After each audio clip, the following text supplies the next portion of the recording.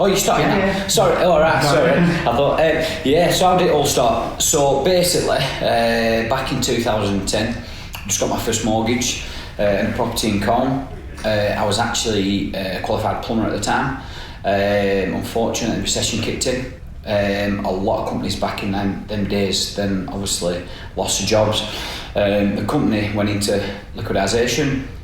So literally I was just left with being a part-time fireman. Which weren't enough to obviously pay the bills on obviously the mortgage.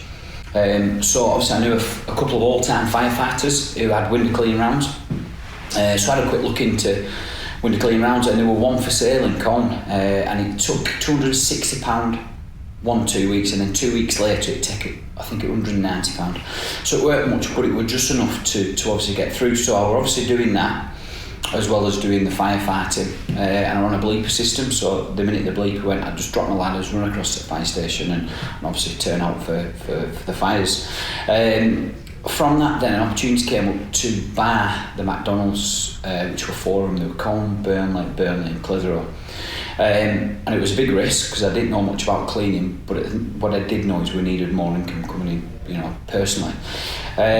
So I went to the bank, got a £10,000 loan, bought the window cleaning round at the McDonald's, which I paid back within 2 years. But off the back end of that then we ended up getting jet washing, cleaning the gutters, deep cleaning the kitchens. And then we got put onto a McDonald's database, and we started getting other works within the McDonald's restaurants which were really good.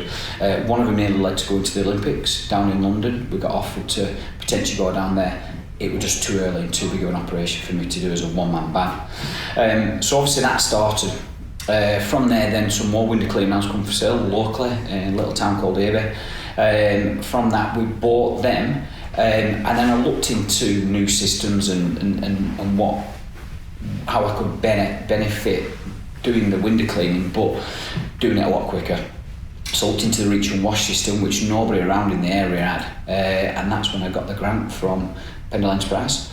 £2,000, bought a second-hand system, which we still have that system now in one of the vans, the Broadex system, and I turned the window cleaning on from being on ladders to a ladderless window cleaning round. That then let us do soffits, fascias, gutters, conservatory clean, so it was all domestic at the time. But once we got the reach and wash, it then let us do a couple of commercial properties, i.e. Pendle Enterprise.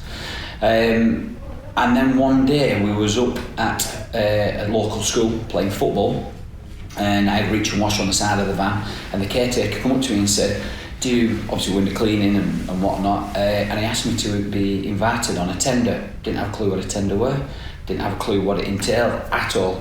So we looked into this tender. I got a guy doing my health and safety, and we went in for this tender package.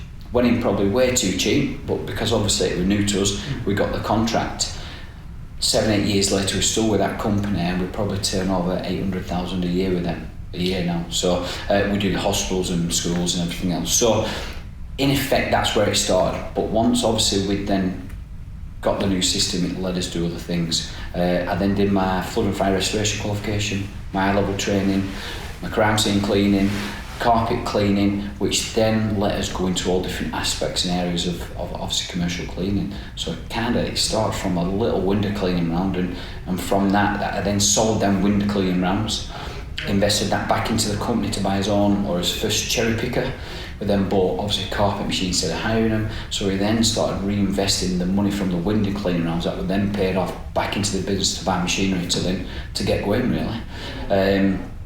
I then took on 2 members of staff who still are here now to the day, which is good. And then from that, the rest is kind of history. We literally just grew, and between the team of 3, we've now developed into obviously a 6 to 8 man team.